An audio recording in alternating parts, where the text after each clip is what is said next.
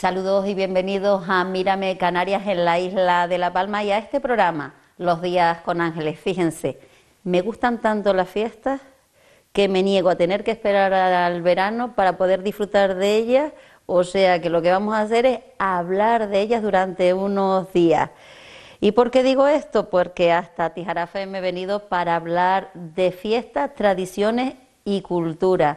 Y es que tengo que decir que siempre me ha sorprendido que un municipio tan pequeño como este conserve tantas tradiciones y cultura en su gente. Para hablar de ello tengo a mi lado a Yapse Vienes, él es coordinador de la Casa de la Décima, y tengo a Poli Martín, que es... se me ha ido de la cabeza. Cronista, y es que claro, siempre te presento, Poli, de otra manera, y desde luego que no te había presentado como cronista oficial, que desde luego me alegra muchísimo porque eres un gran conocedor de las tradiciones, la cultura de este municipio. Hablar de fiestas y de cultura porque tengo aquí a dos potentes personas que nos pueden contar muchísimo de Tijarafe, pero yo creo que hoy nos vamos a centrar en lo que es la fiesta quizás más reconocida a nivel regional, yo diría que nacional también, y también conocida por algunos de los que nos visitan desde el extranjero, que es esa danza del diablo que se celebra dentro de las fiestas de Candelaria, patrona de este municipio. Poli, ¿cómo contarles a la gente qué es la fiesta del diablo? Pues de una manera resumida, has empezado presentando muy bien al diablo como un embajador de Tijarafe, ¿no?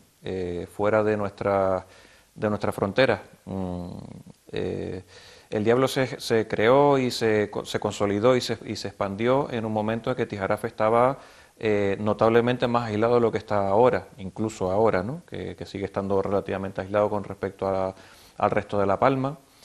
Y en esos momentos ya el diablo era una figura de la que se hablaba fuera del municipio a través de los romeros de Punta Gorda, que la romería de San Mauro se celebraba antes del diablo, el día 6 de septiembre, en torno al día 6 de septiembre, y esos romeros a la vuelta paraban el 7 o 8 a celebrar Candelaria y se marchaban hablando entre otras cosas del diablo, ¿no? La consolidación del diablo el 7 de septiembre tiene que ver entonces con los romeros de Punta Gorda. Y lo que ha significado a partir de ese conocimiento de la gente de fuera que viene y se va hablando del diablo, se ha seguido reproduciendo a lo largo de los años con la gente que nos conoce a través de los medios de comunicación o de las redes sociales, que vienen a ver el diablo, como tú has dicho, no solamente de La Palma, sino de Canarias, de España e incluso de países de fuera de España, ¿no? Fíjate que está justo a celebrarse en este año un aniversario importantísimo para esta fiesta, porque si mal no recuerdo, vamos a los 100. Sí, a ver cuántos de nosotros llegamos a 100 años bailando así dentro de la plaza como va a ser el diablo. Efectivamente, el diablo comenzó en 1923, ¿no? Lo crearon 3 mayordomos de la fiesta de Cruz, que eran todos unos chiquillos, 13, 15 y 18 años. 18 años en aquella época no era ni siquiera mayoría de edad, ¿no? Y bueno, fue una fiesta que comenzó con los medios pobres que había, con lo que disponían, o sea, había ganas de hacer fiesta y daba igual que no hubiera con qué. Se encontraba pues trapos viejos, sacos, cañas para hacer el armazón, voladores sin rabo, mechas de barreno, todo muy seguro. Y bueno, con eso crearon pues un diablo que bailó pues para la cruz, era el 3 de mayo, ¿no? La fiesta de la cruz de aquí del barrio del pueblo, ¿no? Esa fiesta pues bueno, se celebró durante 3 años, ese grupo mayordomo se tuvo que separar por diversos motivos, y cuando más o menos retornaron un poco por temas de cuartel, de migración, etcétera, ya volvieron a celebrar la fiesta y ya se consolidó poco a poco hasta el día de hoy, como te dije antes, también con el concurso de los romeros de Punta Gorda, ¿no? Fíjate, siempre se celebra en esa víspera del 7 al 8 de mayo, y tiene de septiembre, que ya estoy con la fiesta de mayo. Ha cambiado de fecha, evidentemente, sí, ha cambiado de fecha. De septiembre, y tiene ese gran significado que es esa lucha del mal, donde la Virgen de Candelaria, que es el bien, pues acaba venciendo Sí. al diablo. ¿Cómo es, para que la gente lo entienda, lo que sucede durante todo el tiempo de esa danza? Porque son unos 20 y tantos minutos lo que suele bailar el diablo, para demostrar que ese bien supera al mal. Vale, ahí, o sea, en esa explicación, digamos, la parte, la mecánica de la fiesta que justifica esa explicación es que, aparte de que el diablo baila la madrugada del 7 al 8 de septiembre, que lo hace en la plaza de la iglesia, ¿no? Al lado de la Virgen, ¿no? En esa plaza se está celebrando en esa noche una verbena multitudinaria, pues este año creo que asistieron, creo que fueron unas 8.000 personas, o sea, siendo miércoles además, o sea, había ganas de fiesta, ¿no? Y en algún momento, para pasar la medianoche, se suele anunciar en torno a la 1, a las 2 de la madrugada, pero bueno, se sale cuando se puede. Comparece en la plaza una comitiva de gigantes y cabezudos que acompañan al diablo, o sea, el diablo no viene solo, el diablo viene acompañado con unos gigantes y cabezudos que salían con él desde sus comienzos y que se fabricaba igual que el diablo se fabricaba pues para cada año, ¿no? Eran de material deleznable y cada año se tenían que fabricar gigantes y cabezudos nuevos, ¿no? Eran tan compañeros del diablo que cuando no había no había tiempo, ¿no?, de fabricar todos los gigantes y los cabezudos, se hacía solamente la giganta como compañera del diablo, ¿no?, como compañera erótica del diablo. O sea que es una comitiva de compañeros, pero importante, fuerte, ¿no? O sea, no es una casualidad que se ponga gigantes y cabezudos, ¿no?, sino que tiene también su sentido, ¿no? Pues esos gigantes y cabezudos bailan en la plaza, preludiando a la gente que está en la plaza, dándoles aviso de que va a aparecer el diablo, hasta que el diablo comparece para dar inicio a su danza de 20 minutos, como tú acabas, 25 minutos, como tú acabas de decir. El diablo entra, hace una venia, un saludo, una reverencia a la iglesia, pues donde está la Virgen, y comienza a hacer su danza, pues en la que va quemando la pirotecnia que lleva, porque claro, el diablo, supongo que más o menos los espectadores sabrán cómo es, pero igual alguno que no sepa, pues el diablo es un armazón con forma de diablo, sataniforme, con los atributos del diablo, que su peculiaridad es que está cargado de pólvora, con una cantidad determinada de pólvora que va quemando en una plaza rodeado de gente, ¿no? Va a estar, y bueno, y una persona dentro que lo va moviendo además, o sea que es una fiesta de pólvora, de fuego festivo y de fuego purificador. Las etapas en las que va, o sea, según van sucediendo las etapas en las que va quemando la pólvora, llega el fuego a la cabeza, y la explosión final de la cabeza, en la que el diablo acaba efectivamente ya derrotado, tanto por la Virgen como por las personas que están bailando con él, que están participando de la parranda, porque no hemos de olvidar que nuestro diablo es un diablo esencialmente parrandero, un diablo festivo y burlón, y ya pues el diablo, una vez derrotado, pues se retira pues saludando a la gente, saludando a la Virgen, y se retira apagado a su escondite hasta el año que viene. Fíjate, un año en espera para volver a vivir la magia de esa danza que nos hace regresar a Tijarafe año tras año. Fíjate que hablaba de esa carcasa con la que se forma ahora la imagen del diablo, pero también hablabas de los inicios de cómo comenzó el diablo.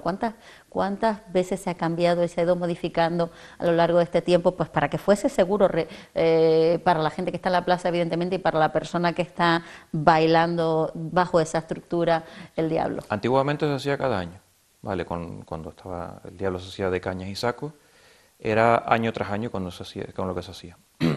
A partir de finales de los años 60 ya se compró una carcasa fija, metálica, que pesaba bastante más y que, bueno, por algunos motivos fue un poco más problemática, pero fue al final la que se estableció. Esa cuestión de la incorporación de nuevos materiales, nuevas carcasas, es importante, ¿no? Porque la evolución del diablo y el motivo por el que el diablo se ha convertido en elemento tradicional, identitario de nuestro pueblo, es que el diablo ha evolucionado con la historia de nuestro pueblo, ¿no? A medida de que Tijarafe ha dejado de ser tan pobre como era antiguamente, porque aquí había pues escasez, si había cualquier sequía, pues todo el mundo tenía que emigrar a Cuba, como estábamos comentando pues eso afortunadamente se ha ido eliminando, y a medida de que ha habido más medios económicos en el municipio, se han podido destinar más medios económicos para la fiesta. Y hemos pasado de los voladores sin rabo a una pirotecnia profesional, más segura, más controlada, también con otra vistosidad, y el propio armazón del diablo pues se ha podido elaborar con materiales más seguros y más estables y bueno, que permiten un espectáculo con mucho menos riesgo, ¿no? Lo mismo ha pasado también con los gigantes y los cabezudos, ya también de hacerlos año tras año como se hacía antiguamente, pues se compraron en su momento en papel endurecido, ¿no? que se hacían antiguamente, y los últimos que se compraron también de fibra, ¿no? O sea, ha habido afortunadamente la posibilidad de invertir más recursos y más medios en una fiesta para hacerla más vistosa, más atractiva y sobre todo más segura. Fíjate que vamos a, dentro de un momentito, ya incorporar a esta conversación, porque está aquí sentado por algún motivo. No crean ustedes que lo senté de atrecho, como se puede decir. Lo tenemos aquí esperando. Y solo quiero preguntarte un par de cositas más del diablo, porque claro, yo no sé lo que Poli destacaría de esta fiesta para hacer entender a la gente que viene a verla por primera vez, pues, lo que significa para los tijaraferos, pero también para muchos de los que venimos año tras año, y muchas veces vemos la fiesta, pero no entendemos ni comprendemos el cariño, el respeto, y yo diría que hasta la pasión que el tijarafero tiene por la danza del diablo. Eso es hablar de tradición, ¿no? Nuestro pueblo tiene el eslogan Tradición Viva, lo usa sobre todo la Concejalía de Cultura, pero se ha generalizado a muchas actividades de tijarafe. Y el concepto de tradición no es solamente por un hecho que se repita año tras año, ni que sea muy antiguo, sino que es un hecho que es un acto, en nuestro caso la danza del diablo, como puede ser para otros municipios, los indianos que se acaban de celebrar, es algo que constituye la raíz identitaria del pueblo, ¿no? O sea, es algo que nos sirve para identificarnos, si no a todos, al 99,9% de los tijaraferos, con un elemento que nos es común a todos y que todos entendemos como algo nuestro, ¿no? Para nosotros, por ejemplo, fíjate, está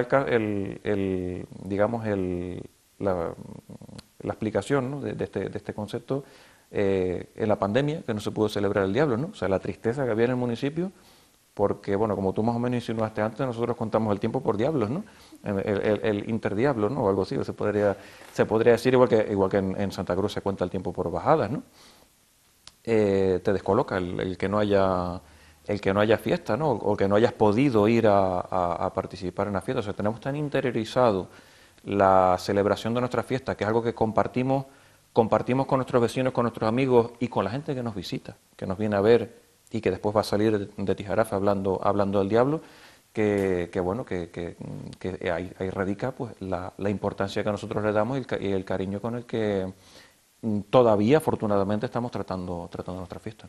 Bueno, yo creo que va a ser todavía y durante muchísimo tiempo, porque yo siempre que vengo a Tijarafe veo al tijarafero amar y respetar lo que tiene y lo que conserva. Quizás en un momento determinado, como bien dijiste, Poli, era un pueblo muy aislado y eso permitió que muchas tradiciones se conservasen puras, por así decirlo, pero a pesar de estar más abierto de lo que estaba en el pasado, como también has dicho tú, y lo voy a respetar así, pues han seguido conservando tradiciones importantes como esta. Vamos a hablar con Yapse de una tradición que tú también conoces muy bien como cronista oficial de este municipio, y es algo que sorprende a los que quizás se acercan por primera vez a Tijarafe, aunque otros ya lo conocen por lo conocido de ese festival cubano internacional, yo diría que se conoce en el mundo entero, que se celebra cada año aquí, que por cierto el año pasado fue el 50 aniversario, si mal no recuerdo, y es esa vinculación que tiene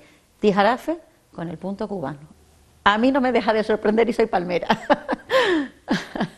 Hola, efectivamente es una conexión muy fuerte la de este municipio con la tradición de los versadores, de la improvisación de décimas y su transmisión cantada y su acompañamiento con el género conocido como punto, y quizás deberíamos remontarnos en el tiempo, igual que Poli hablaba ahora en El Diablo, de esa evolución, para ver antiguas costumbres que pueden darnos alguna parte de la esencia de ese entronque fuerte de Tijarafe con el arte de los versadores. Por ejemplo, en Las Pelas de Almendra, siendo este municipio, la almendra, un motor económico muy importante en tiempos anteriores, o Las Pelas de Tuno, fruto que también era importante en la economía y del que se aprovechaba absolutamente todo, desde el que se llevaba a pasar, las cáscaras para los cochinos y el que se podía aprovechar en fresco, pues en las pelas de uno y otro fruto se cantaba, se improvisaban décimas. Quien no tenía la facultad de improvisación hacía coplas o décimas aprendidas por estas tonadas y a la vez cumplía diversas funciones el mismo canto. Uno era el entretenimiento, otra era la interacción, pero había elementos, y esto es muy importante, ligados a la productividad, el darle un ritmo y evasión para que fuera más amena una labor monótona. Entonces ahí hay otras funciones que también participaban, y a mí me parecen maravillosas historias que he escuchado, por ejemplo, de cómo los padres dejaban a aquellos jóvenes que se gustaban cruzarse décimas, pero sin embargo no les dejaban hablar en prosa o fuera de la vigilancia de esa labor comunitaria. Entonces ahí estaba teniendo una utilidad tan enorme. No olvidemos que esto era en un tiempo sin medios y distracciones digitales como tenemos hoy, sin, pues no sé, sin la tele, por ejemplo. Sin la tele o, si queremos ser pues más arcaicos, incluso sin discos que amenizaran. Y lo mismo se cantaba en el Casino de la Punta, había una velada de versadores que amenizaban una fiesta, que se cantaba en estas gallofas, digamos, vecinales, informales, que lo mismo se cruzaban palabras de amor, que lo mismo se usaba de canto de trabajo en las fincas o en las carreteras cuando se trazaron, y ahí entronca en parte en esa funcionalidad, en ese uso interiorizado desde la infancia, a mi juicio mucho del arraigo que tiene Tijarafe con el género. Pero hay algo que sorprende, y es que en un municipio donde, digamos, el patrón demográfico puede considerarse humilde en comparación a otros lugares de esta propia isla, donde estuvo muy viva la décima, donde se llegó a hablar en décima, Tijarafe sorprende la concentración ya no de buenos decimistas o creadores, sino de insignes versadores, que son aquellos que tienen la facultad de improvisar en décima y suelen destacarse también en un buen y bonito canto de la décima por punto. Y eso es lo que sorprende y lo que ha dado a Tijarafe el nombre de cuna de los versadores. Fíjate que a mí lo de, bueno, aprenderte quizás una décima, poderla repetir, cantar, pues bueno, hasta cierto punto, si tienes ciertas facultades del canto, pues hasta me parece algo fácil de hacer. Pero ¿qué tiene que tener una persona para subirse, como lo hemos visto en este último festival de versadores, y poder improvisar de esa manera? Bueno, a mi entender, debe poseer el dominio de unas mecánicas internas imperceptibles, hacia afuera no se ven, pero entroncan con la creatividad verbal, la espontaneidad en el decir, pero no es un decir en prosa, y aquí está la dificultad. Por eso no todos aquellos que les gusta el verso pueden ejecutarlo con maestría, como sí lo han hecho los maestros tijaraferos.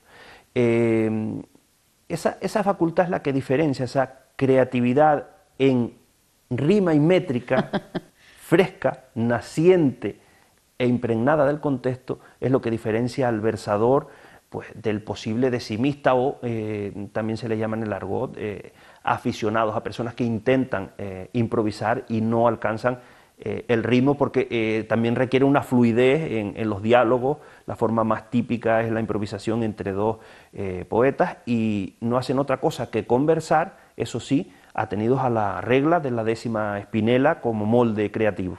¿Cómo llega la décima? ¿Cómo llega el punto cubano a la isla de La Palma, concretamente a este municipio? Y ya vemos un poco cómo se ha quedado arraigado aquí, con esos talentos de versadores que tiene este lugar. Pero ¿cómo llega a la isla de La Palma? Porque claro, de alguna forma o de otra me imagino que viene con el emigrante, con el que se fue en un momento determinado a Cuba y vuelve a su tierra. Ese aspecto, sobre todo en la parte musicológica, requeriría casi que un programa monográfico, más que nada porque hay mucha investigación, tanto desde la rama musicológica como desde las terminaciones, incluso de las culturas migratorias y los movimientos migratorios, que no se ponen de acuerdo. Hay teorías sobre la cubanidad del género, sobre su posible ascendencia andaluza, sobre su canariedad, e incluso de los patrones de ida y vuelta, que son quizás una de las teorías más respaldadas por diversos investigadores, pero esto todavía va más allá, y vemos en algunas zonas del Caribe, donde primero los movimientos de vigilancia militar, posteriormente los movimientos digamos de comercio en los puertos fuertes del Caribe,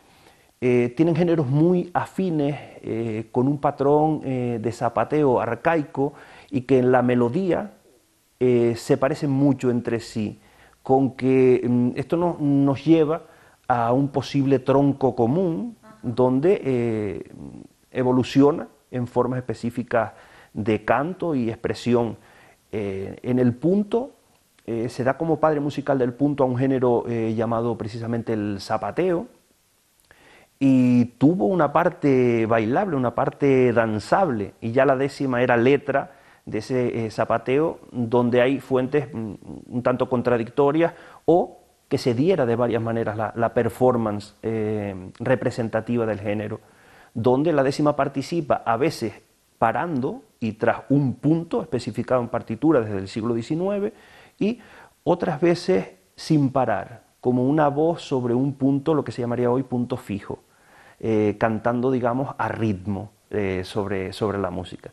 Entonces ya son, pues te digo, muchas las teorías, muchos los datos que habría que manejar para entrar en esa ascendencia. Y en cuanto a la décima, que es la estrofa que se usa en el género, es una estrofa cuyos primeros datos se tienen desde principios del siglo XVI, datos fiables y escritos con pruebas filológicas sobre su etapa y sobre su autenticidad. Fíjate que hemos visto un poco cómo ha llegado hasta aquí, cómo se conservaba, la importancia que tenía en su momento para la comunicación entre la gente, entre las personas, entre esos novios que ni siquiera a lo mejor se podían acercar, pero se podían dedicar esas décimas o esos versos. Pero también hay una importancia ahora, que es mantener y seguir llevando adelante algo que Tijarafe ha conservado de una manera muy especial. ¿Qué proyectos se están haciendo? Porque yo a ti te veo desde luego en esta casa de la décima. ¿Algo haces aquí?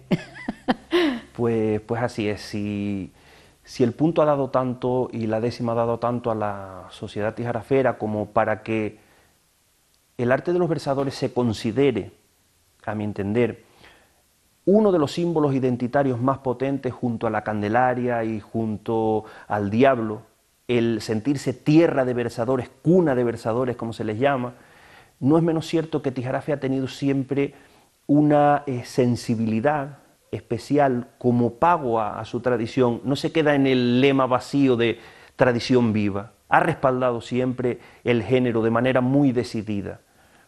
El festival es una prueba muy palpable y muy visible de ello.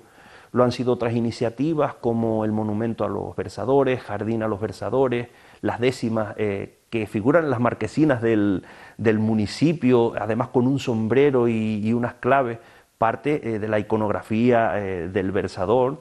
Entonces, Tijarafe ha, digamos, correspondido el valor de ese arte con iniciativas que protegen un patrimonio, no lo olvidemos, que es inmaterial, por tanto es vulnerable y delicado. En cuanto a otro tipo de iniciativas, me preguntas por los proyectos o las acciones que se desarrollan desde esta Casa de la Décima.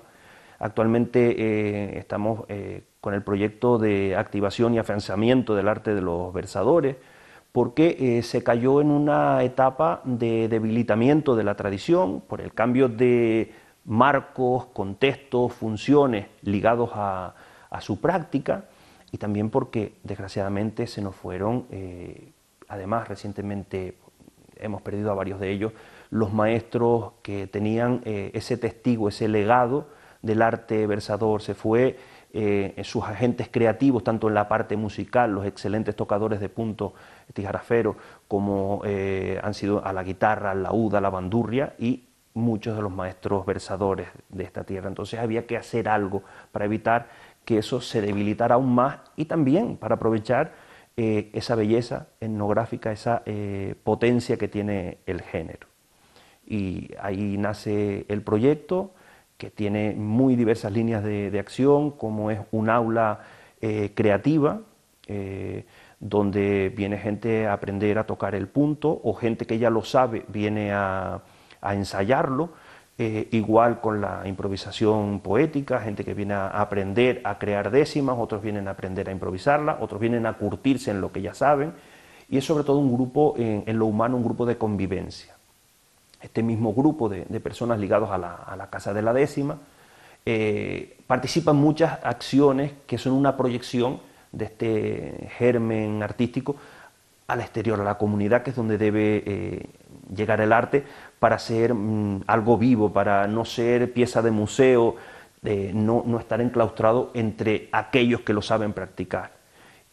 Por ejemplo, hay acciones de dinamización que han llegado al centro de mayores del municipio, a la residencia de día, han llegado al SEO, al colegio e instituto del municipio, pues en forma de ponencias, de conciertos puntuales. Hemos hecho incluso actividades lúdicas para los jóvenes, como una orientación en verso, orientación versada que se llamó, que era una búsqueda del tesoro con las pistas en distintas estrofas que se practicaron con un aula de jóvenes, dinamización del Día de Canarias en la calle, no en escenario, sino el verso vivo al pie de los vecinos, o recuperar la tradición potente del San Martín, pues reuniéndonos y abriendo las puertas a todos aquellos que quieran acercarse, jornadas de puertas abiertas en la Casa de la Décima, y en esa parte creativa todas esas acciones que nos han permitido participar en conciertos solidarios, de ir a otros lugares como representación de la Casa de la Décima. Y más allá de la parte creativa hay otra labor que yo creo muy importante aparejar a esto, que ha sido una labor de documentación, conocimiento más profundo del género, recuperación en soporte sonoro y audiovisual de tonadas, punteos, para su transmisión, tanto en el aula de poesía, en esta Casa de la Décima, en el grupo ya de avanzados, de avesados, que luego las proyectan en escenarios, en radio, en televisión, y han dado nueva vida a ese legado folclórico.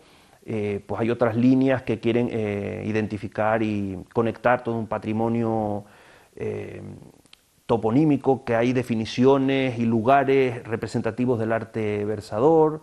Está en ciernes proyectado el Museo de la Casa de la Décima, y también ha habido publicaciones pues, de libros de décimas del colectivo de esta casa, y algunas de carácter más técnico, científico, incluso en congresos internacionales, pues dando voz al arte de los versadores desde esta casa que parece tan aislada y tan pequeña, pero es tan grande para nosotros, que tratamos de proyectarla al mundo con ese mismo amor que sentimos por este arte.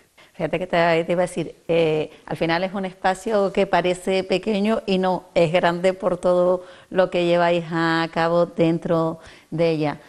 Poli, desde luego que tú como cronista oficial de este municipio, a ti no te va a dar tiempo de aburrirte mucho porque hemos hablado de 2 cositas nada más, pero desde luego Tijarafe es rico en un montón de tradiciones, en un montón de fiestas, en un montón de cosas que podríamos estar aquí hablando, no el ratito que llevamos, sino horas, horas y horas. Y si no aprendemos a hacer las crónicas en décimas. A mí me costaría, versadora no voy a ser seguro. Si me permite, a mí me fascina cómo personas que apenas saben leer y escribir hacen los decimones. Para mí, estaba yo pensando ahora oyéndote hablar que a mí los versadores que más me impresionaban, porque ya están todos muertos, con perdón ya sí, lo que más me impresionaba no sabía leer, Baldomero por ejemplo, un Baldomero que no sabía escribir, Pancho Pena. O sea, gente que y yo que soy licenciado casi doctor, no soy capaz de juntar dos versos, ¿sabes? Que me parece dificilísimo de hacer. Es muy difícil. Muy de valorar. Era su cultura, su ritmo también, ¿no? Y a ellos prácticamente pues les salía solo, como igual a nosotros nos puede salir solo, yo qué sé, redactar un ensayo o lo que sea, ¿no? Era su manera de expresarse en un contexto iletrado. O sea que... Yo me gustaría cerrar porque nos tenemos que ir, seguro que nos hemos pasado en tiempo, yo lo digo cada vez que hablo de fiestas, a mí me pierden y en este caso hemos hablado de fiestas y no solo de fiestas, sino de esa cultura tan maravillosa musicalmente hablando que es la décima, el versador, el punto cubano, y ya es que me tengo que sentar un día con calma y realmente entender perfectamente lo que es cada una de las cosas y explicárselo a la gente que está en casa, porque no sé si nosotros, los menos expertos en esto, nos podemos leer un poco con lo que es la décima, el versador, el punto cubano, un poquito. Aquí tienes la casa de la décima con el aula de poesía y las puertas abiertas, o sea creo que es el mejor lugar, en vez de sentarte quizás en tu casa, venir y hacerlo aquí entre nosotros, que además hay un ambiente muy ameno, muy bueno, y sumarte a la familia, ¿no?, del verso. Yo estoy segura que me lo pasaría en grande. Yo quiero despedir esto con algún sonido especial, ¿no? Porque mira que hemos hablado de todo, pero no le hemos escuchado tocar nada. Está tardando. Seguro que le va a costar muchísimo.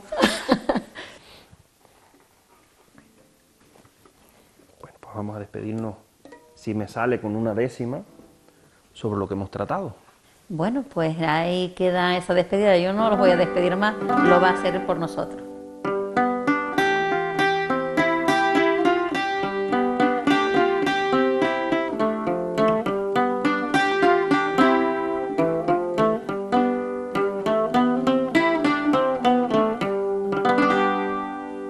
Tijarafe ve alumbrada por una pasión social.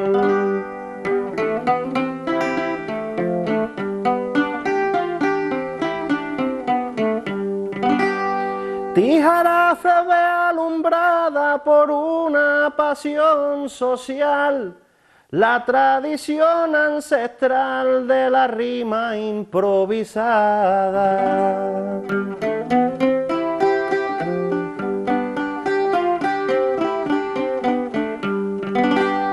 Su tierra está perfumada de décimas como flores.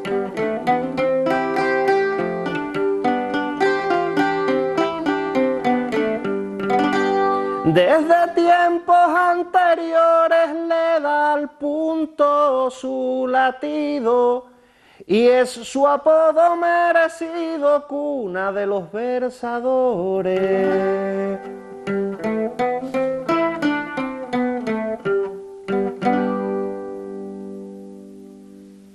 Pues les dejo con el programa. Yo me quedo aquí en la casa de la décima con Yapse y con Poli. Espero que lo hayan disfrutado. Unos minutos de publicidad y volvemos enseguida.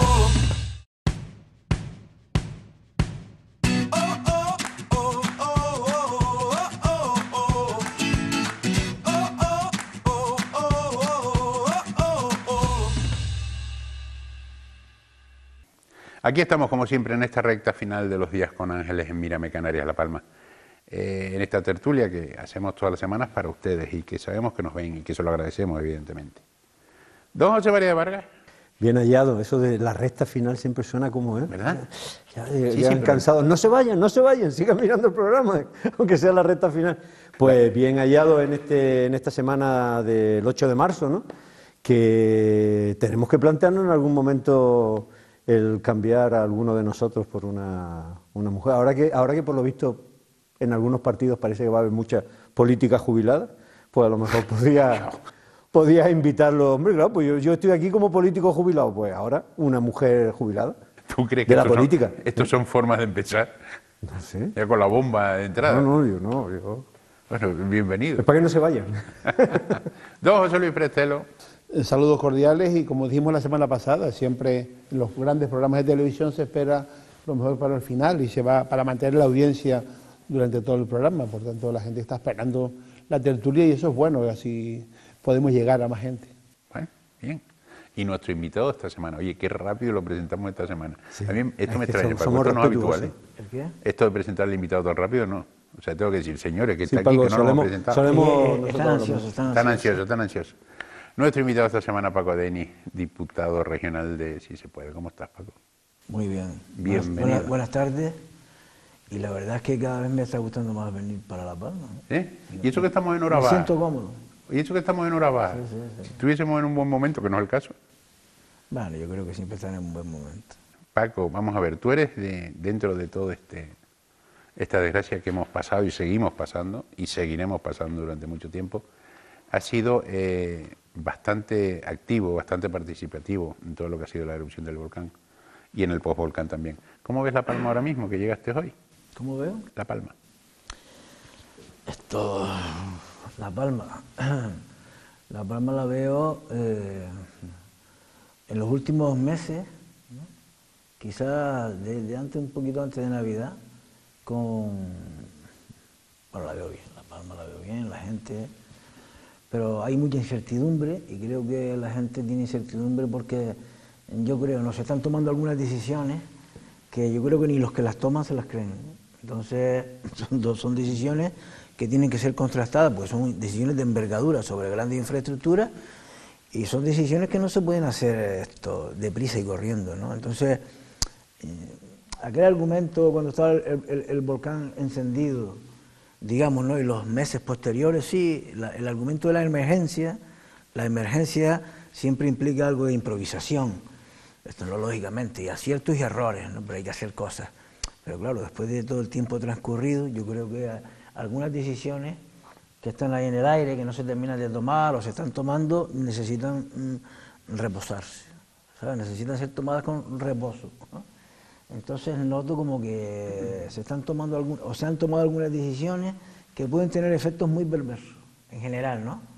Y me parece que, y ahora que viene un periodo electoral, deberíamos parar un poco, que cada cual ponga las cartas boca arriba y que la ciudadanía, ese plan que se llama de recuperación para muchos años, tenga opciones de discernir cuál es la que más le interesa. Entonces yo creo que deberíamos reposar un poquito esto, ¿no? Antes de tomar algunas decisiones que pueden hipotecar el futuro. A lo mejor hay gente que está pensando que lo mejor es hipotecarlo ya y tener algunas infraestructuras ya puestas para cuando, en fin. ¿Nos va a afectar negativamente que haya elecciones ahora? Vamos a ver, lo bueno que tiene ahora unas elecciones en La Palma, yo lo quería decir también, llevaba tiempo pensándolo, cuando estalla el volcán, la gente que está gobernando las instituciones, lógicamente tiene que acometer la emergencia, ¿vale?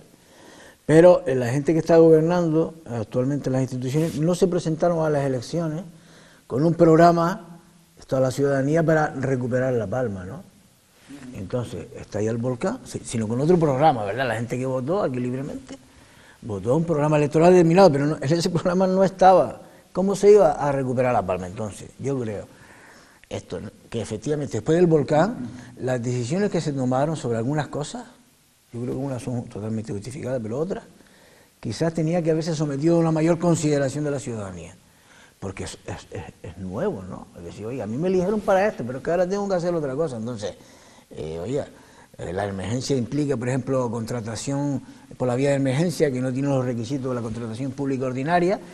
Oye, Pues entonces yo creo que hay que habilitar el proceso para que la gente sepa hasta qué atenerse y por qué una pala pasa por aquí y por qué esta ayuda va para allí y no va para allá. Entonces, digámoslo claramente, ¿no? Entonces, yo creo que ahora todos los partidos que se presenten a las elecciones en la isla de La Palma, a las instituciones y al Parlamento también representando a la isla, tienen que exponer cuál es esto, ¿no? Su programa de recuperación, así de claro. Así de claro, y ahora tiene que estar claro. ¿Me explico? Sí, ¿por qué esta infraestructura va aquí, va allá y no va acá? Entonces eso tiene que estar claro. Entonces yo creo que todos los partidos, lógicamente, estarán trabajando cuál es su idea de recuperación, su modelo de isla, en definitiva. Porque aquí se ha hablado de que esto hay un antes y después, y un después del volcán. ¿Cuál es el modelo? Entonces toda la especulación que ha habido, también lógica, ¿viste? Porque la gente se pregunta cosas, ¿no? Y dice, ¿por qué están haciendo esto por aquí, esto por allá? ¿Para qué? ¿Qué sentido tiene, por ejemplo, esa famosa carretera de la costa, ¿no? O algunos planes parciales que están por allá. Sí, pero... O la carretera La Zamora sí, del Remo, ¿no? Sí, sí, pero... ¿Para qué? Entonces... Al final, Paco, si planteamos que es necesario reposar a una gente que ya lleva mucho tiempo esperando, indudablemente no estamos dando ninguna ilusión y estamos quizás retrasando esa expectativa que pueda tener la gente en este momento. Yo siempre he dicho que la obligación de los poderes públicos era abrir ventanas de esperanza para la gente afectada por el volcán. ¿Qué ha pasado aquí?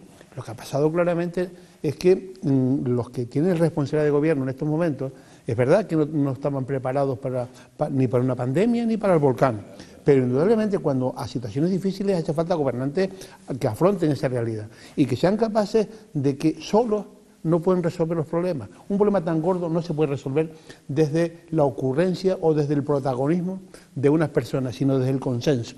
Desde trabajar el consenso, esto lo he venido repitiendo durante mucho tiempo. Es decir, es necesario convocar a los órganos colegiados que están para eso en las instituciones, a la hora de tomar decisiones. Y es necesario que cada uno haga su papel. El Poder Ejecutivo tiene un trabajo que realizar, pero el Poder Legislativo también, es decir, porque indudablemente las relaciones con el territorio no pueden ser iguales de antes del volcán a después del volcán. Y eso estamos fallando, es decir, estamos prometiendo decretos de reconstrucción, planes de reconstrucción que están en la mente de alguien por ahí, que tú dices, vamos a afrontar un periodo interesante porque cada uno va a poner sobre la mesa su propuesta de reconstrucción. No, hay una propuesta que es la de los dos partidos que gobiernan y habrá otra propuesta alternativa que presentarán ahora otras fuerzas que no están en este momento en las responsabilidades de gobierno. De los dos partidos que gobiernan en el Cabildo. Que gobiernan en el Cabildo. Es evidente que, por lo que sé, el gobierno de Canarias ha hecho seguidismo del planteamiento que hay en el Cabildo de La Palma. Es decir, ya ha habido algunas discrepancias últimamente, porque había alguna deslealtad, según mi punto de vista, pero como parece que al Partido Socialista en La Palma eso le importa poco, pues indudablemente no seré yo quien me queje. A ver, yo creo las elecciones nunca pueden ser un problema, las elecciones siempre deben ser una solución, ¿no? Lo único que ocurre es que yo estoy contigo, Paco, en que yo lo que espero de todos los partidos que se presenten a las elecciones sea que tengan claro cuál es el proyecto que traen para La Palma. Es decir, a mí me preocupa que yo no veo ese pulso, yo no veo esa intensidad en ninguno de los partidos por decir, porque claro, si por ejemplo yo escucho al presidente del Cabildo del PP decir o la propaganda del Cabildo decir tenemos un plan, si realmente vamos a estar después de las elecciones otro año más cuando tenemos un plan y no saber en qué consiste el plan, apañados estamos, ¿no? Yo espero que en estas elecciones cada uno de los partidos no solamente nos presente cuál es la idea que tiene, sino los plazos para que esas ideas se pongan en marcha. Porque aquí, es decir, la situación es muy complicada porque en tiempos, como decía Santa Teresa, en tiempos de tribulación no hacer mudanza, decía Santa Teresa, ¿no? ¿Por qué? Porque el dolor es mal consejero, las emergencias son malas consejeras, ¿no? Yo me temo que esa dinámica en la que entramos porque por lo menos hay algunos que vivimos esto como a ver quién lleva la pala antes y se pone a abrir camino por donde sea, ¿no? Es decir, esa historia de improvisaciones que acaban convirtiéndose no se sabe muy bien en qué. Hoy me decía un amigo que perdió su casa y que la está reconstruyendo en un terreno que tenía por las Norias.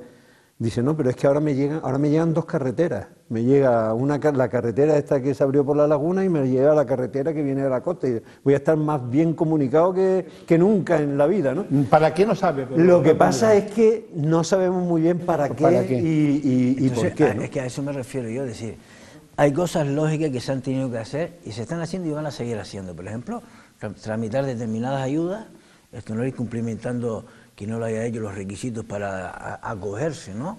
Al marco de algunas ayudas que yo creo que se ha sido bastante flexible, ¿no? Estoy pensando, por ejemplo, en las escrituras de las casas, de las viviendas, para que tú tengas tus requisitos como afectados totalmente, ¿no? Porque ha habido casos, en fin, complicados, que yo creo que ha habido buena voluntad por parte de todas las instituciones y algunos colegios profesionales en facilitar la tarea lo mejor posible, que no es una cuestión fácil, que es una gestión muy complicada, porque como tú das dinero público, esto además hay un programa de intervención que si usted tiene algún requisito que no cumple, inmediatamente el programa te bloquea la ayuda.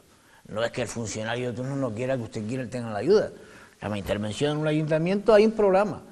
Por ejemplo, las ayudas que se tramitaron cuando la COVID, yo me acuerdo de recorrerme mi barrio a decirle a todos los pequeños comercios, pues mira, el ayuntamiento tiene una ayuda, toma, preséntate los papeles, tal, el gobierno. Y alguna gente me decía, sí, pero es que no me la dieron porque yo no tengo dado de alta, tal, sí, o lo que sea. Entonces, inmediatamente el programa te bloqueaba la ayuda. Entonces, yo digo, algunas ayudas se están haciendo, se han hecho unas lentas, por ejemplo, los 30.000 euros del gobierno canario que estamos esperando, se aprobó el otro día. El decreto, estos faltan, los 30.000 euros famosos para la pérdida de vivienda. Los 60.000 del Estado, sí me consta que han llegado a las personas ¿no? que cumplían los requisitos, pero es verdad que algunas cosas faltan y otras cosas se están haciendo y van a seguir haciéndose. Ahora, yo creo que algunas decisiones grandes sobre algunas infraestructuras, por ejemplo, esta que tú estás planteando, un ejemplo, alguna gente se ha votado a poner todas las palas en funcionamiento para no se sabe qué, es como aquello de un viaje a ninguna parte, dice, pero vamos a ver. Y, por ejemplo, cuando yo siempre me quejaba de que la carretera de Fuencaliente de los Canarios aquí hasta San Nicolás o a Tajuya, al Paso, a los Llanos, estaba mal desde hacía un montón de años, ¿no? Antes del volcán yo vine con mis hijos y mi hija para enseñarles la isla de La Palma, porque en fin, mi vocación es que mis hijos sean también como el padre, interinsulares, ¿no? Que conozcan el país en el que viven. Entonces, y esa carretera me la encontré mal, igual que siempre. Después empezó a arreglarse la LP2. Entonces ahora resulta que de la LP2 todo el mundo se olvidó, y cuando está ahí el volcán inmediatamente todo el mundo se olvida de la LP2 y empiezan a hablarme, a mí que no soy palmero, de la carretera, la Zamora, esto que conozco perfectamente, la Zamora, el remo. Entonces yo dije, un momento, vamos a una cosa, ¿qué tiene que ver una cosa con la otra? La emergencia que tiene que ver con la carretera, que podemos discutir si es necesario o no es necesario, pero ¿qué tiene que ver eso con la comunicación norte-sur? Si estamos en la Laguna de las Norias, y después yo conocí la otra carretera vieja de la costa, y ahora tenemos otra en medio. Porque estamos en un nivel de ocurrencia, es decir, lo que funciona es la ocurrencia y a ver qué ocurrencias mayores. Es decir, la Zamora del Remo es un planteamiento de muchísimos años que aparece y desaparece como el Guadiana, como la presa de la Viña, yo lo dije aquí en un programa anterior, es decir, generalmente la presa de la Viña aparecía, una presa en el Barranco de las Angustias, aparecía cada vez que se iniciaba un proceso electoral. Incluso leí aquí un recorte de periódico. Y yo te recordé que el puente de la recorte de periódico, pero eso te lo dejé para que lo dijeras tú, es decir, que yo el puente de la Angustia lo dejé para que lo dijeras tú. O sea, y tengo los recortes de periódicos, es decir, donde se anuncia la presa de la Viña, incluso dice, en este mes se licitarán los trabajos para la presa de la Viña, y seguimos esperando porque era una obra que yo creo que era imposible en su planteamiento. Claro, nadie se la cree. Pero lo mismo pasa con la Zamora del Remo, es una obra que a mí personalmente me parece imposible de ejecución y que yo creo que en este momento no tiene ninguna necesidad, pese a lo que mucha gente opina. La carretera de la costa es la ocurrencia de alguien que no se sabe muy bien por qué, porque al final se queja el gobierno insular, es que están especulando, es que están utilizando a los afectados para una protesta política contra el gobierno. No, pero es que, vamos a ver una cosa, usted, ¿cuándo decidió hacer la carretera de la costa? Sí. ¿En qué órgano usted convocó a las fuerzas políticas presentes en su institución para que dieran el visto bueno a la carretera de la costa? ¿Qué argumentos pone usted sobre la mesa para justificar la carretera de la costa? Nada de eso hay, sino que a alguien se le ocurrió, vamos a hacer una carretera por la costa. Y lo más grave que afecta ya al gobierno de Canarias, que se divida la obra en tres fases, que se ejecute una fase y que ahora se diga, ahora les dejo ahí eso y ustedes deciden, hombre, usted, mucha emergencia, mucho contratar a dedo, pero usted no puede contratar algo que ahora deja usted ahí y que resuelva que venga detrás. Me parece una falta de gestión, una falta de respeto y mucha falta de respeto, por supuesto, a la gente. Porque no se ha justificado. Yo no he escuchado nunca una justificación que yo diga, bueno, discutible como toda justificación, pero es que ni siquiera se han tomado, pues, digamos, la preocupación de ofrecer una explicación de por qué se plantea esa carretera. Yo por lo menos no la veo. Aquí un día alguien dijo, es que se ahorra 2 minutos. 2 minutos de ahorro en carretera, afectar a lo que no afectó al volcán o afectar unas viviendas, ¿de verdad? Hombre, también se ha dicho que hay unas curvas un poco extrañas que no tienen mucho sentido, pero bien, que por algo será. Pero es que, bueno, porque, claro, porque como estamos en improvisación, se empieza a hacer tramos, llegamos a una finca, eso no es improvisación, que pasar por esta finca, pues nos damos una curva y hacemos un talud inmenso. Bueno, el caso es que yo, por ejemplo, en una entrevista que tuve hace poco, yo me cuestionaba, ¿no? ¿Dónde se toman las decisiones? Porque aquí parece que nadie toma las decisiones. Y quien toma las decisiones es algo etéreo que está por ahí, que tú dices, exactamente quién toma las decisiones en base a qué plan, ¿no? ¿Quién toma la decisión? El problema es que no tenemos se me recuerda, perdón, me estaba acordando de aquel alcalde del Oliva, el señor aquí muy famoso, en el norte majorero, que iba, cuando se estaban empillando algunas carreteras y caminos vecinales, el tipo iba adelante, esto de la empilladora, ¿no? Entonces iba diciendo, según le cayera bien... ¿A la derecha? No, ¿A la izquierda? A la derecha, el tipo iba adelante. Y yo, vamos a ver, eso no puede ser. Un poco así. Pues no puede ser. Un poco así, hemos recuperado ese planteamiento. ¿Sabes por qué no puede ser? Porque a lo mejor dentro de 5, 10, 15 años, las decisiones que se tomen hoy, sin mucho consenso, sin una justificación fundamentada, por ejemplo, el número de coches que dicen que iba a pasar por no sé qué sitio, que vamos, hay más tráfico aquí en la zona de Tazacorte de las Norias que en la Laguna Santa Cruz. Yo digo, ¿no? En Tenerife, no puede ser. Entonces, a no ser que dentro de 6, 7, 8 años todos nos duela efectos perversos que hayan tomado malas decisiones o improvisaciones, esto sin necesidad ninguna. Por ejemplo, cuando la pandemia se tomaron decisiones improvisadas porque... Yo recuerdo comunidades autónomas, las noticias que salían de gobiernos de países, peleándose en algunos aeropuertos en el mundo para que el container de las mascarillas viniera para acá, oíste, o las vacunas para allá. ¿Te acuerdas la pelea con las vacunas? Que había países que pudaban. Eso yo entiendo que puede haber improvisación y puede haber hasta situaciones extrañas, ¿no? Entiende que no son normales en una situación normal.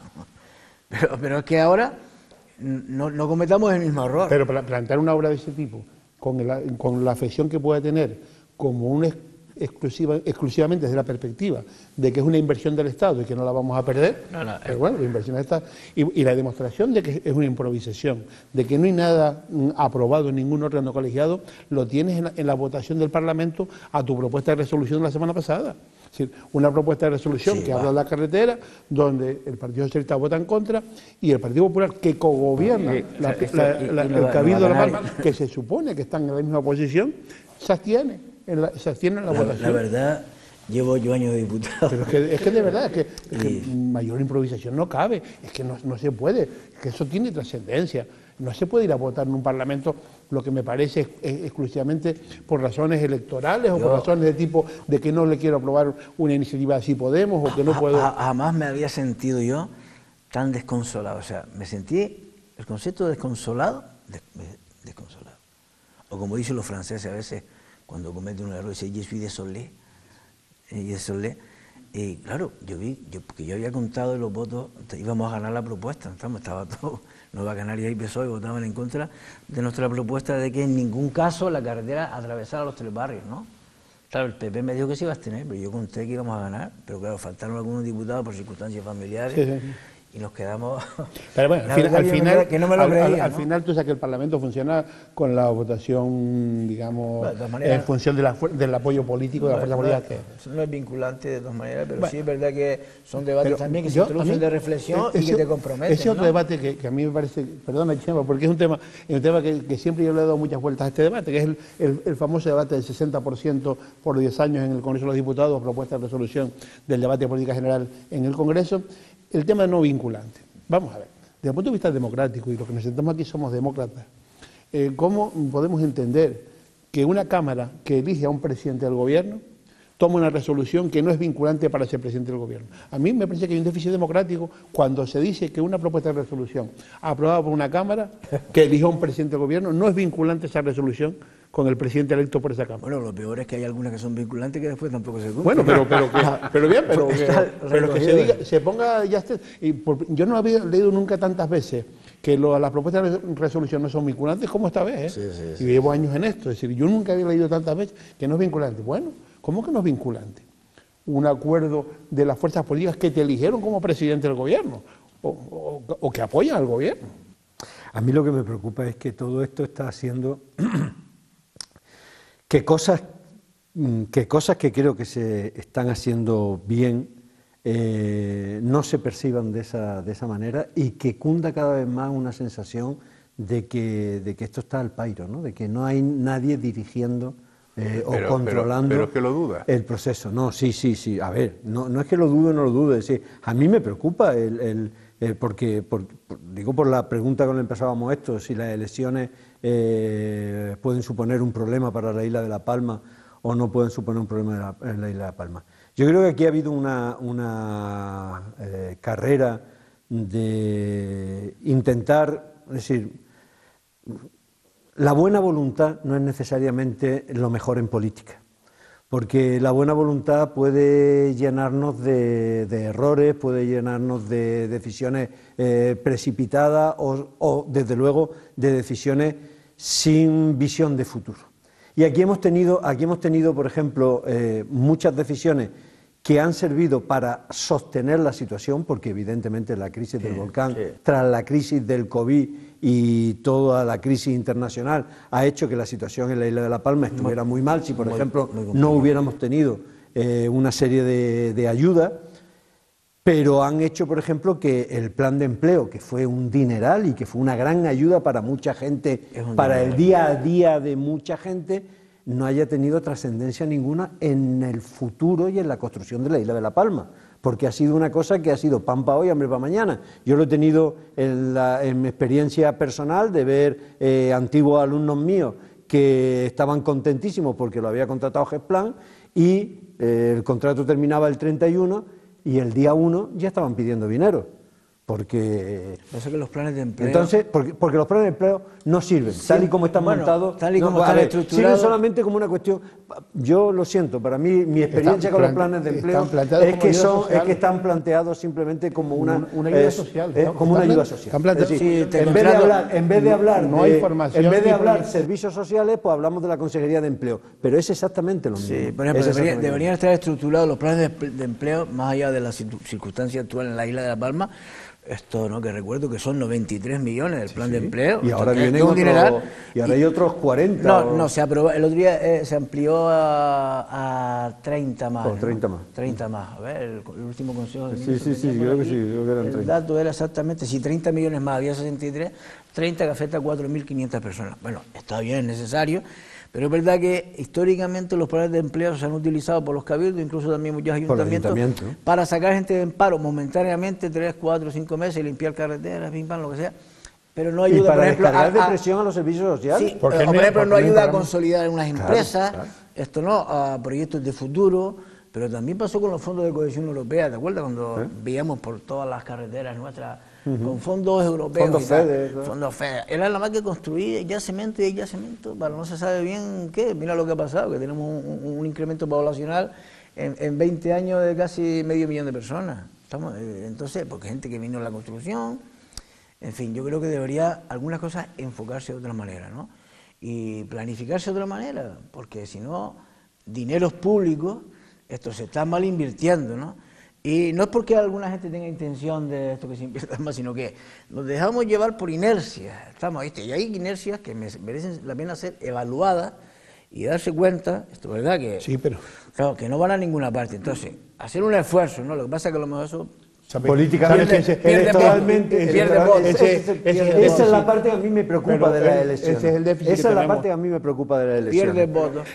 Porque lo que te estaba diciendo José Luis antes, es decir, en la isla de La Palma y en el Valle no podemos seguir diciéndole a la gente necesitamos más tiempo para pensar, porque la gente dice, es que a mí se me ha acabado el tiempo. Es decir, cuando la gente está, por ejemplo, con la cuestión agraria, está pendiente de un decreto para saber cómo se va a hacer la finca, cómo va a ser la cuestión, hay gente que te puede decir, bueno, pues yo, claro, la gente que tiene está diciendo 5, que lo hagan en 10, porque así me da tiempo a mí comprar de 5 a 10, va a haber mucha gente que se va a agotar y le voy a comprar por 4 perras la lava para luego tener una finquita bien puesta, ¿no? Entonces, eso tenemos que solucionarlo. Vamos a ver cómo queda. Claro, cómo queda eso hay que solucionarlo. Pero sin embargo hay otra serie de cuestiones, es decir, por ejemplo, ahora hemos entrado, que entremos electoralmente en una pelea acerca, como la nota de prensa que vi el otro día de Coalición Canaria en Los Llanos,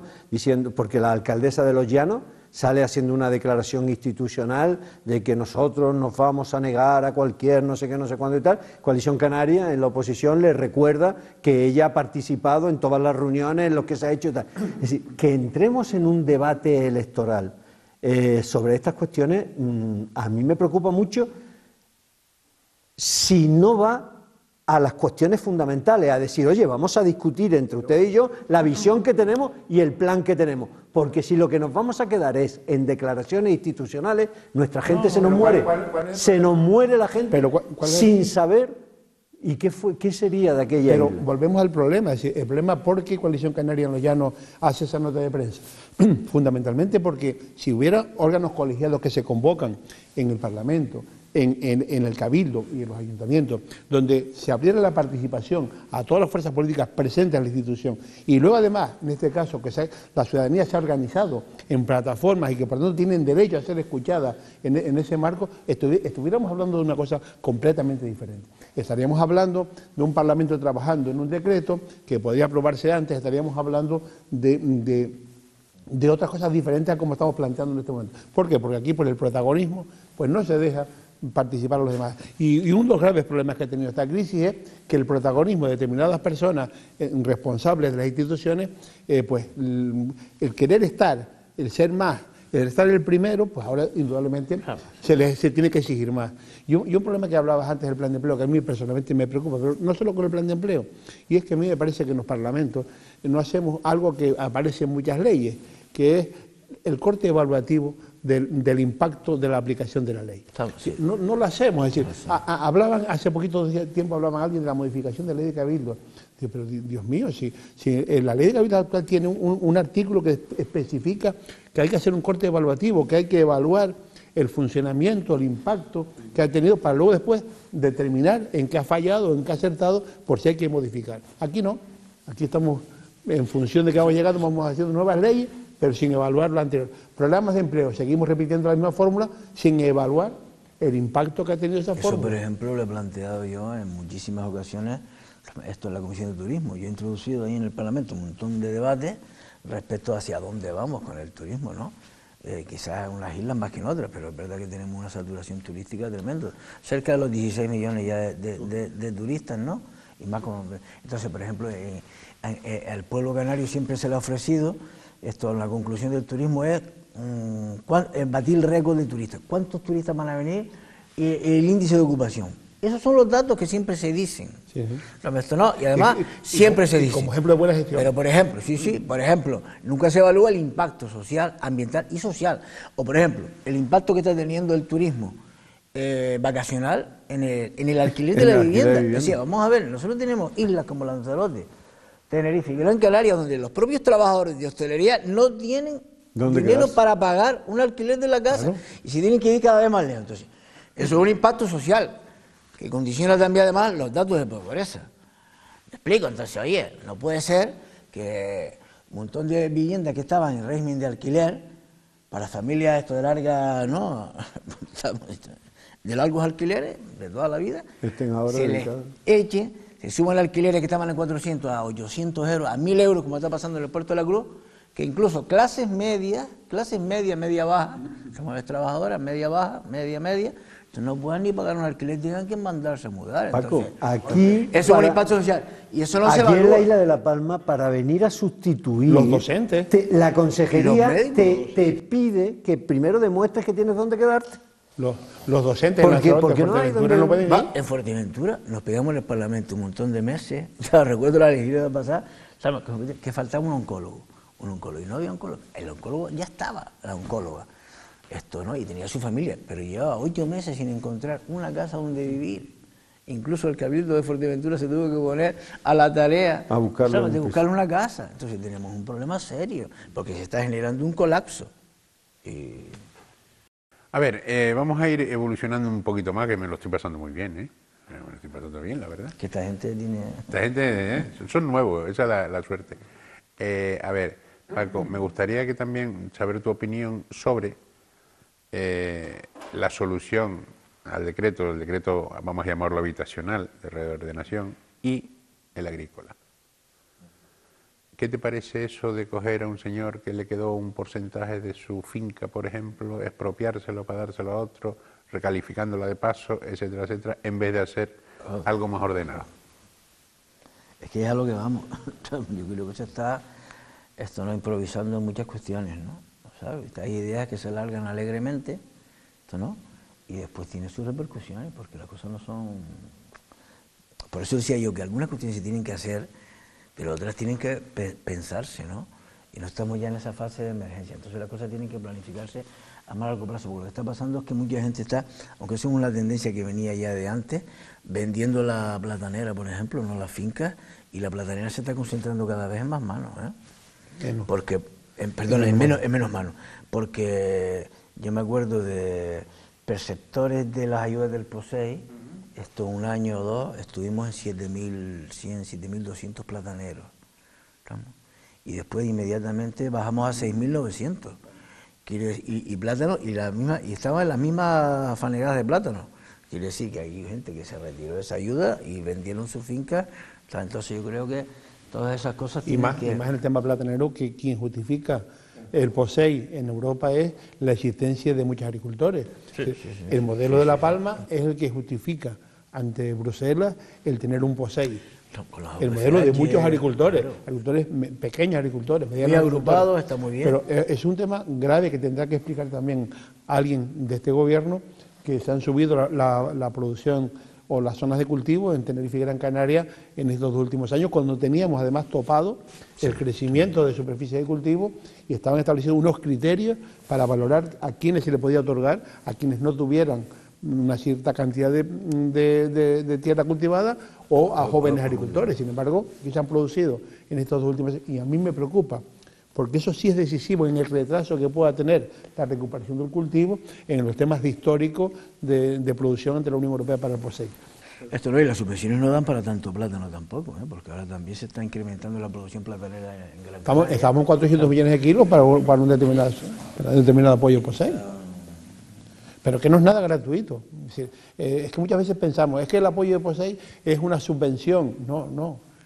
Aquí hubo una OCM del plátano, había un sistema de comercialización, había un mercado reservado, ha habido aperturas a otros países, a área dólar, y por tanto la agricultura del primer mundo en todos sitios está apoyada por el gobierno. Si no, no funciona. A mí me gustaría saber si con toda esta... porque el Volcán, a través de la oficina del afectado y todo eso, ha recopilado mucha información acerca de las situaciones individuales de cada una de las personas que se han visto afectadas, ¿no? Yo no sé si esos datos están, ahora que se habla tanto de Big Data, están organizados, porque uno puede recopilar mucha información que si no la organiza, ¿no? Porque yo creo que eso es fundamental a la hora de buscar soluciones a los distintos problemas que se encuentren, ¿no? Porque en esa Entre los afectados habrá personas que por distintas circunstancias estén en mejor o peor situación a la hora de colaborar con este esfuerzo, que también es visión de futuro, es decir, porque ¿de qué nos va a servir recuperar si luego vamos a cambiar un modelo y nos va a llegar a Europa y nos va a decir, claro, ahora vienen los problemas y no te voy a dar subvenciones, ¿no?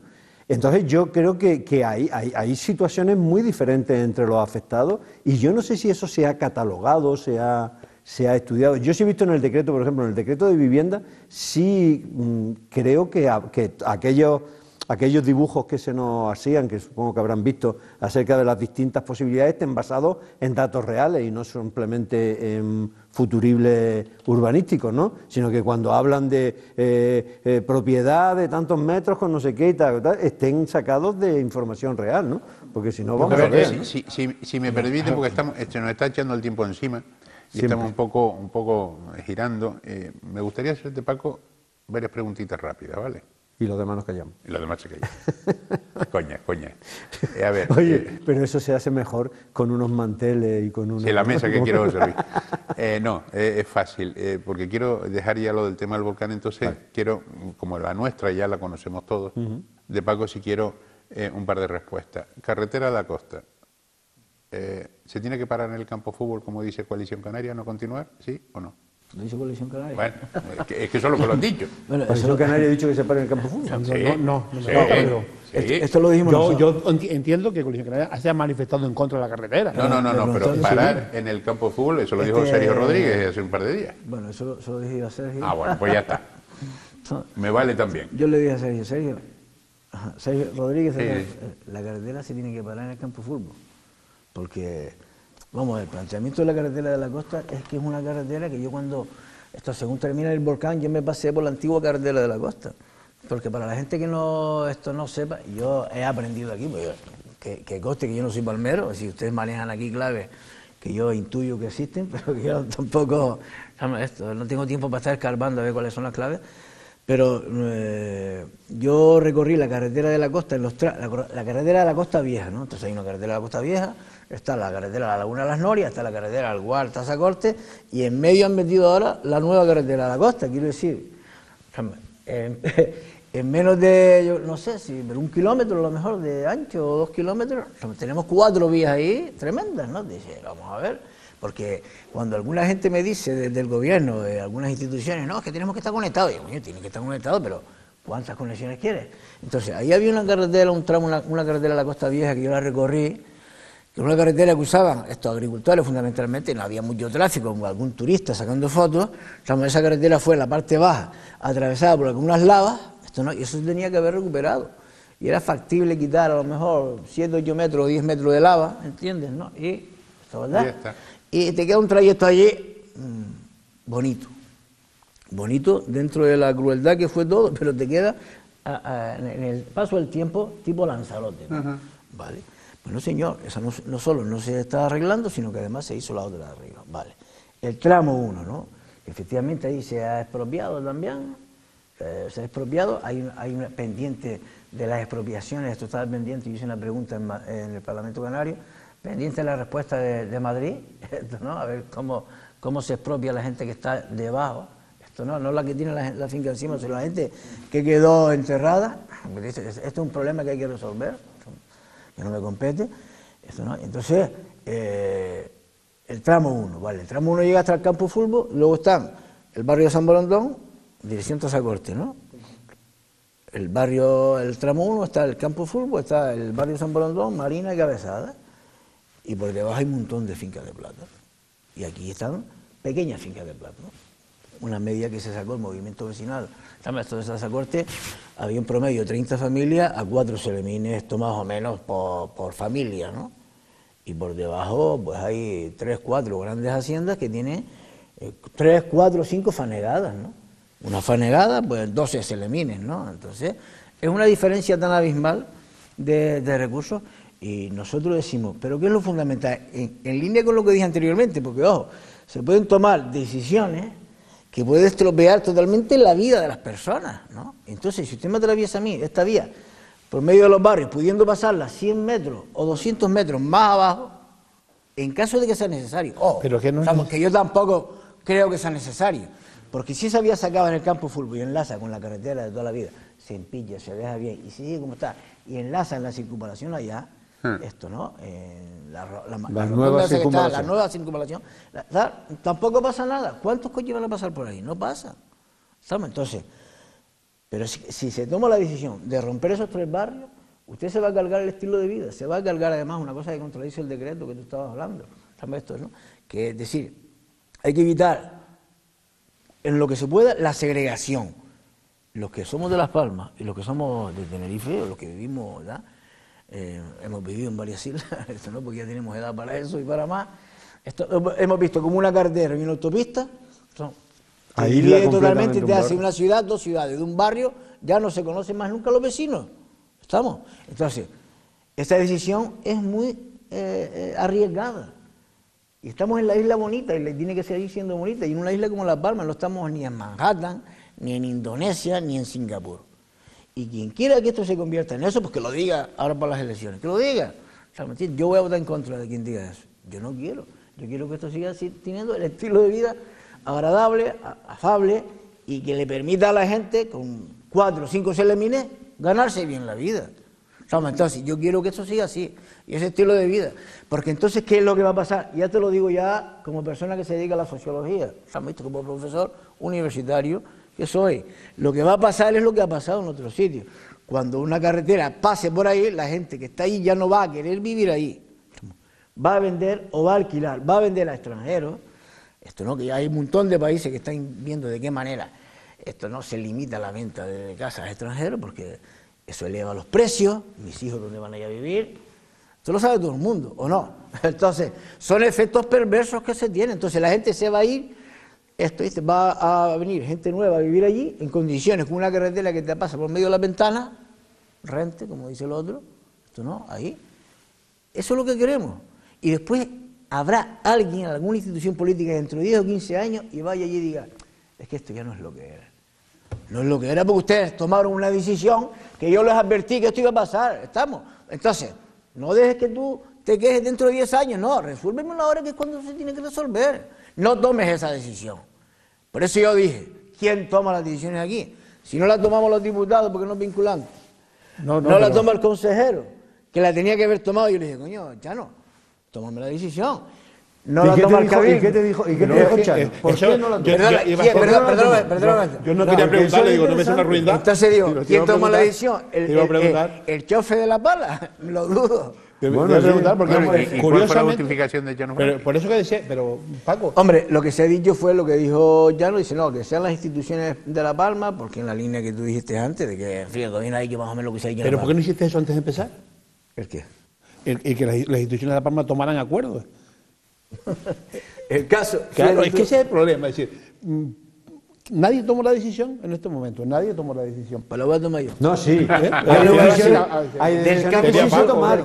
Lo que no se toman son las decisiones complicadas, porque las fáciles es coger pala y tirar de la laguna. Perdona, Gemma, ¿tú sabes por qué no se toma la decisión? Porque la gente sabe que si se toma la decisión de atravesar esos 3 barrios, es un error.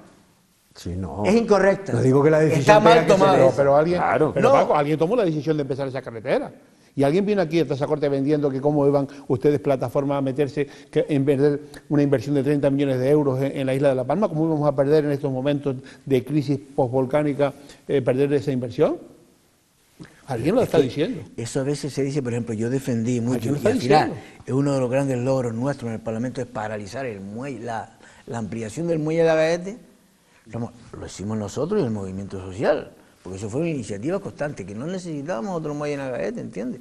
Entonces me decían algunos, no, es que nos viene dinero de Europa, si no lo ampliamos, perdemos el dinero. O sea, que si te mandan dinero para que te fusiles, te autosuicides, tú te tienes que suicidar para que el dinero no salga de Europa. Si son balas de oro, sí, porque alguien va a recoger. Tú me das dinero para que Canarias se convierta en más pique y más cemento, pues yo te digo que no lo quiero. Alguien ha tomado esa decisión. Mira, una cosa, que estamos ya cerquita de mayo. ¿Tu agrupación o la confluencia de Izquierda Unida, más Canarias, si se puede y Podemos, va a confluir en La Palma? Son muchos. Porque yo sé que es muy grande esta confluencia. Izquierda Unida. Izquierda Unida, la novela. Hombre, por eso es una confluencia, porque no es mucha, no. Hombre, más confluencia que Coalición Canaria, que era un partido de cada isla. Pero, perdón un momento, desde mi punto de vista, ojalá, yo digo, ojalá pudiera hacer una confluencia y no una división como parece que está planteando en este momento entre parece que el proyecto Drago y más Canarias se puede ir fuera. Vamos a ver, lo que ha habido aquí es una unidad constante entre mi grupo, mi partido político, que es un grupo pequeño, pero bueno, relativamente yo creo que importante y cualificado o significativo más en una isla que otro, que sí se puede. Tenerife es muy importante. Sí se puede.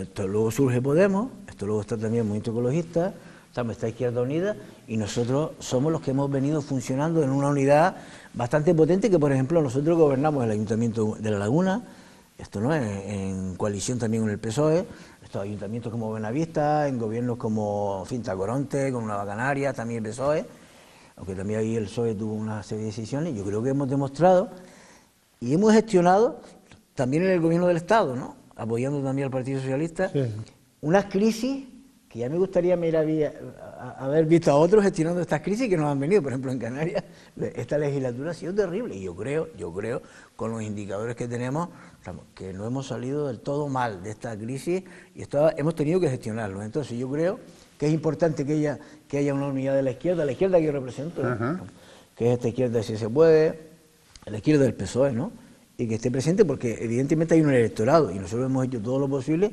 por presentar una sola papeleta, ¿no? Es verdad, luego en el seno de Podemos ha habido algunas decisiones y discusiones con este nuevo proyecto, pero creo que lo fundamental es que la gente vea también el trabajo que se ha hecho.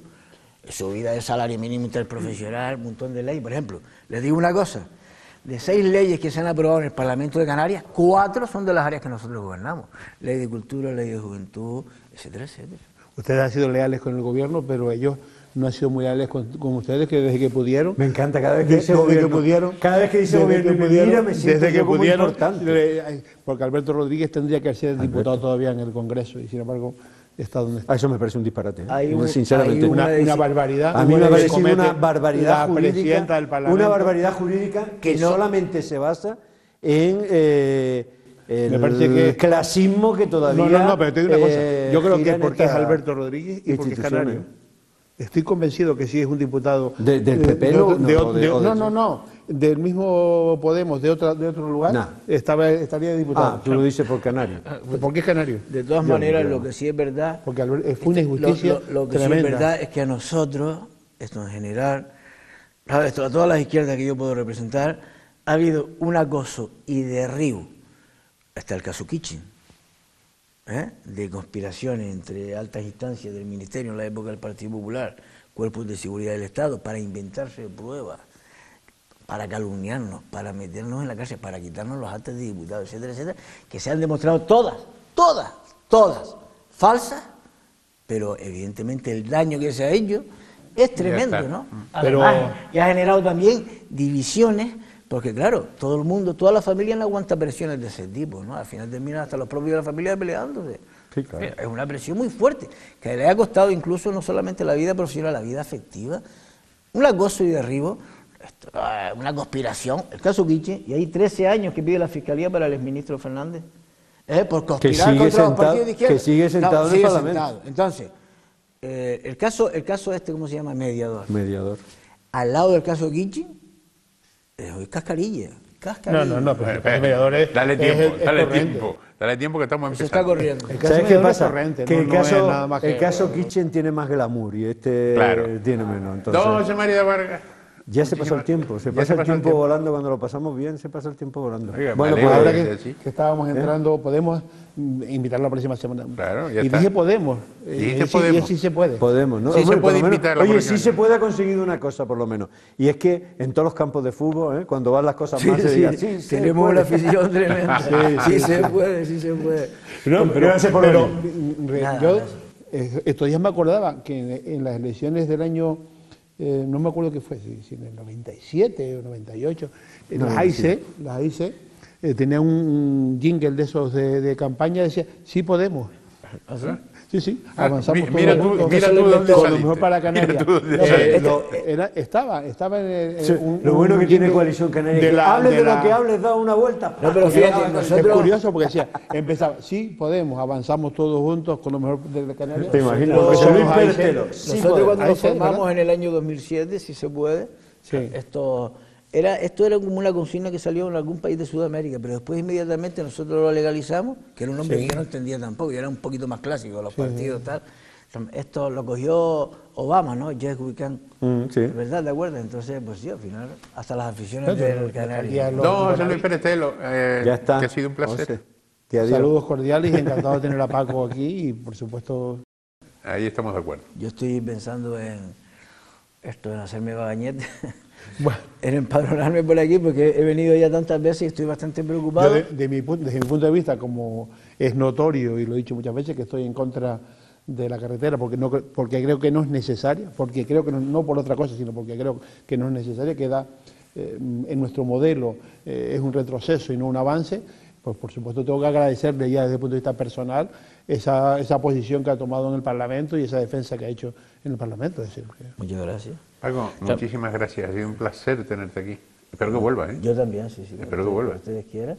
Y cuando vuelva esperemos que se haya tomado por fin la decisión de quien la tenga que tomar. Entonces para allá, para después del verano. De que no se destroce la vida de la gente. Esa carretera no solo no es necesaria, sino que además va a tener un montón de efectos perversos, que hemos dicho aquí algunos, y le va a destrozar la vida a una zona, a una familia, que no se la merecen después de todo el sufrimiento que se ha tenido aquí en la Isla de La Palma. Entonces, sin necesidad ninguna, ¿por qué vamos a tener que meter una carretera por medio de esa casa? Es verdad.